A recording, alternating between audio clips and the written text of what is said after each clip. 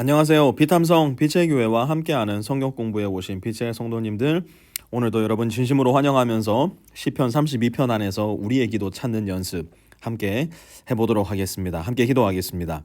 하나님 고맙습니다. 한 해를 마무리하고 또 다른 한 해를 시작하며 시편 안에서 우리의 기도를 찾는 연습 성실하게 해나가기를 원하오니 우리 안에 지혜를 주시고 성령의 능력으로 함께하여 주심으로 말미암아 이 기도 안에 나도 있음을 우리가 발견할 수 있도록 도와주시고 시편 저자의 기도의 도움을 받아 나의 기도를 주님 앞에 정직하고 진실되게 올려드릴 수 있는 복되고 귀한 인생 될 수 있도록 하나님 함께하여 주시옵소서. 예수님의 이름으로 기도드렸습니다. 아멘. 오늘은 시편 32편의 말씀을 통해서 이 기도 안에 내 기도 찾기 함께 해볼 텐데요. 시편 32편 1절 먼저 볼까요? 복되어라 복되어라. 뭔가 분위기가 좋습니다. 시작이 복되어라입니다. 다른 말로 하면 복 받으세요. 우리가 새해에 자주 하는 인사 중에 하나 아닙니까? 새해 눈 딱 떴는데 다른 것보다도 우리 한국 사람들 많이 하는 인사가 새해 복 많이 받으세요 라는 인사 아니겠습니까?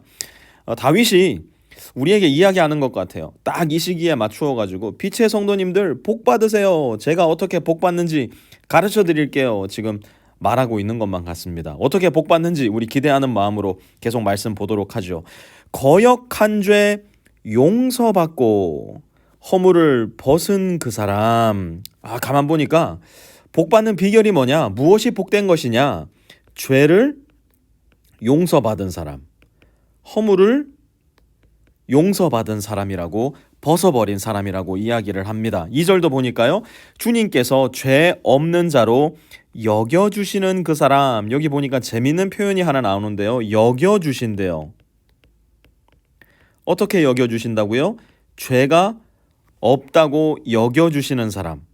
그러니까 이 말은 무슨 이야기냐면 사실 이 사람에게는 죄가 있어요. 그런데 하나님께서 이 사람을 보실 때 어떻게 봐주시느냐? 이 죄가 없다라고 여겨주신다는 거예요. 사실은 죄가 있지만 심판자이자 정의와 공의를 가지고 계신 하나님께서 무슨 이유에서인지 이 사람이 죄가 없다라고 여겨주셨다는 겁니다. 도대체 무슨 일이 있었던 것일까? 3절 보세요. 내가 입을 다물고 죄를 고백하지 않았을 때에는, 그러니까 두 개의 때가 나옵니다. 1번의 때가 어떤 때이냐? 1때는 죄를 고백하지 않았어요. 하나님을 향해서 내가 어떤 죄를 가지고 있는지, 내가 어떤 죄를 범했는지를 전혀 말씀드리지 않았던 거예요. 다른 말로 하자면 회개가 없는 삶을 살았던 겁니다. 그랬더니 어떤 일이 일어났을까요? 3절 계속 보면요. 온종일 끊임없는 신음이 있었고요.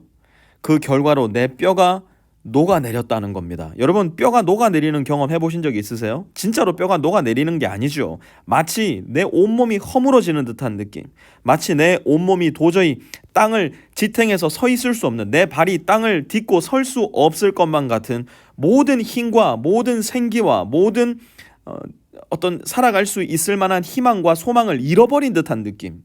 왜요? 다윗은 이야기합니다. 내가 입을 다물고 죄를 고백하지 않았을 때에 또 어떤 일이 일어났는가? 그렇게 하니까 주님께서 밤낮 손으로 나를 짓누르셨기에 나의 혀가 여름 가뭄에 풀 마르듯 말라버렸습니다. 주님이 마치 그분의 그 전능하신 손으로 나를 짓누르는 듯한 느낌이 들 만큼 죄에 완전히 눌려서, 여러분 그런 경험 있으시지 않으십니까? 완전히 내 마음이, 완전히 내 생각이, 내 영혼이 땅바닥에 완전 납작 엎드려져 가지고 그 어떤 일도 할 수 없을 것만 같은 두려운 생각이 드는, 나는 더 이상 살아갈 희망도 없고 소망도 없고 살아야 될 이유도 없을 것만 같은 무겁고 어렵고 공포스러운 듯한 느낌이 든 때, 그때가 언제라고요? 내가 입을 다물고 죄를 고백하지 않았을 때 그 일이 다윗에게 일어났더라는 겁니다. 그런데 두 번째 때가 있어요. 이때가 어떤 때냐? 드디어 나는 내 죄를 주님께 아뢰며 내 잘못을 덮어두지 않고 털어놓았습니다. 무슨 이야기입니까? 죄의 고백이 있었던 거예요.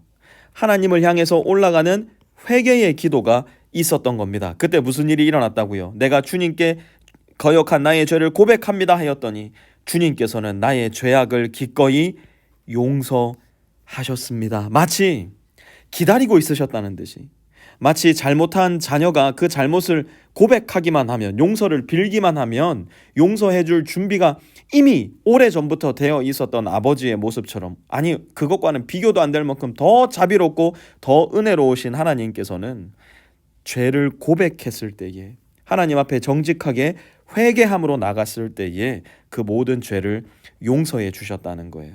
하나님으로부터 죄 용서함 받은 사람이 어떤 사람이라고요? 복된 사람. 다윗은 또 이야기하잖아요. 그는 복되고 복되다, 전문용어로 더블 복. 그죠? 완전히 복된 겁니다. 너무너무 복된 겁니다. 그 어떤 것과도 비교할 수 없는 복이 바로 하나님으로부터 용서함을 받아서 끊어져 있었던 하나님과의 관계가 사라지고 이제는 다시 주님과 연결된 관계.